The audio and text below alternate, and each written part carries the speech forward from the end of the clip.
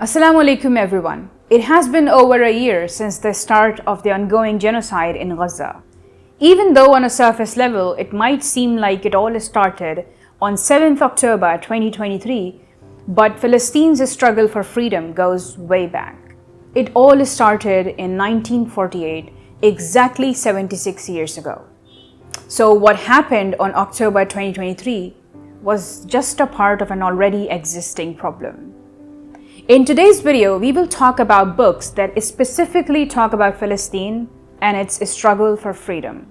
How it all started, what were the circumstances, what has been going on, and everything in between. So let's dive right in. The first book we will talk about is The Killing of Raza, Reports on Catastrophe by Gideon Levy. The author is one of the most respected critics of Israel's apartheid policies against Palestinians.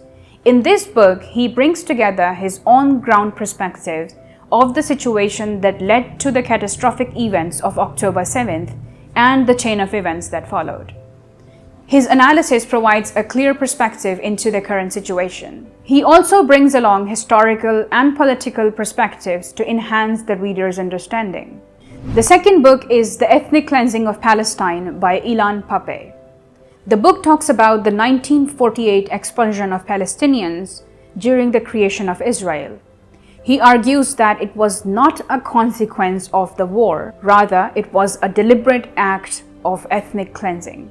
The author has used declassified Israeli documents to discuss how the Zionist leaders systematically planned the removal of Palestinians to create a Jewish state. At number 3, we have Environmental Warfare in Gaza, Colonial Violence and New Landscapes of Resistance by Shuride Malawi. Besides talking about the loss of life, this book also talks about the environmental warfare in Gaza. The author talks about how the Israeli armed forces have not only bulldozed Palestinian lands, but have also sprayed harmful herbicides from the air, which in turn have destroyed areas of farmland.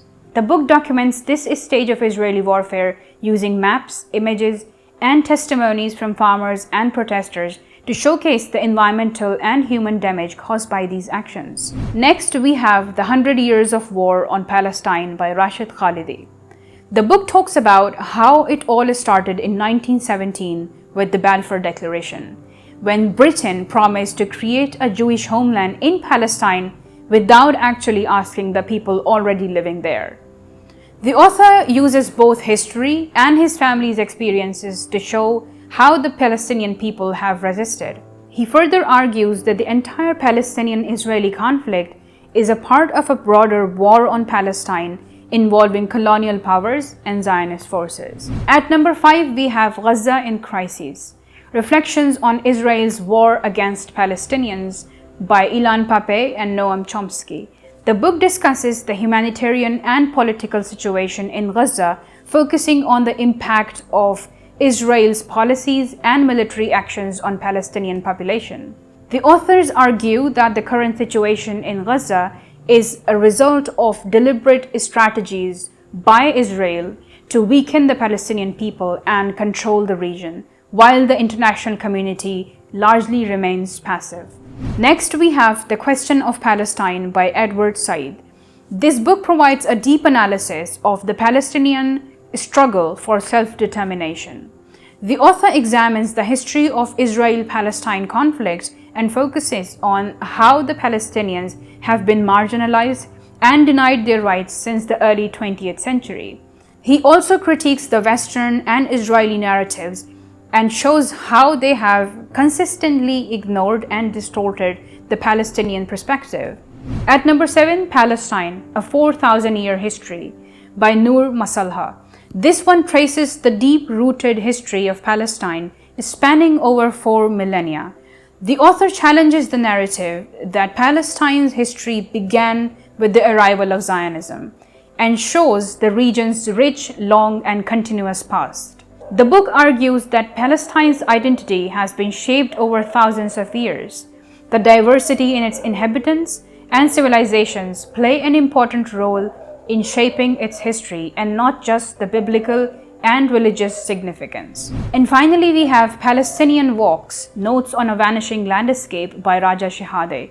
It is a poignant reflection on the changing landscapes of Palestine and the impact of the occupation on the environment and also on Palestinian identity. Through a series of walks in the West Bank, the author shares his observations of the land, its history, and the stories of people who have lived there. The book is a blend of memoir, nature writing, and political commentary. It highlights how the Israeli occupation has altered the landscape and changed the lives of Palestinians. As you dive into these works, remember that understanding this narrative is crucial in recognizing the resilience and richness of the Palestinian culture. I encourage you to share these recommendations with others and continue the conversation about Palestine, praying for a free and peaceful Palestine. Until next time, Assalamu alaikum.